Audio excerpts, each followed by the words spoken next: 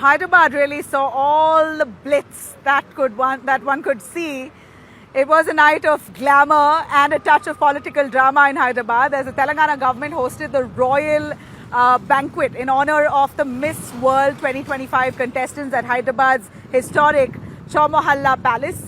In fact, while we saw those beauties strutting across, receiving that traditional welcome, the real headline was Chief Minister Revanth Reddy and superstar Nagarjuna, who've been at loggerheads since the demolition of a convention center co-owned by Nagarjuna, were seen sharing the same table and were quite clearly breaking bread amidst all that royal decor and that tension that prevailed between the two of them in the last few months. So the evening, in fact, featured a grand spread of traditional Hyderabadi cuisine. We saw the beauties there of Miss World really enjoying a cultural treat. It was quite rich and elegant as they were honored with all the traditions that are indigenous to India, and they seemed like they enjoyed it thoroughly. Contestants toured the magnificent Chowmahalla Palace as well before being treated to the culinary showcase.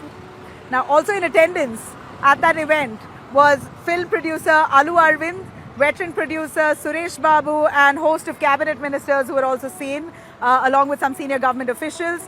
We saw that this night was certainly a night to remember, all that to celebrate, that served up some great food, delicious biryani, Hyderabad style was certainly on the table.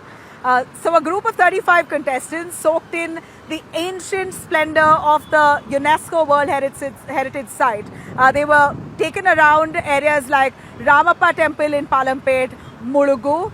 The experience was made quite magical for them with the Perini Shiva Tandavam performance and a spectacular lighting show under the stars.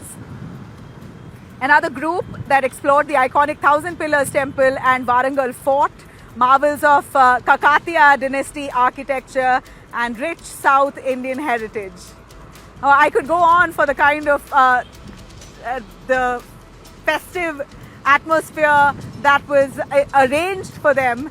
But well, these are the contestants who were seen thoroughly enjoying their tour. In fact, what really caught our eye was them trying to speak and pray into the ears of Nandi. Quite a symbolic gesture that's believed to carry the wishes straight to Lord Shiva. So they visited the local temple there and whispered into the ear of Nandi with their prayers. So a day to remember for these contestants, certainly.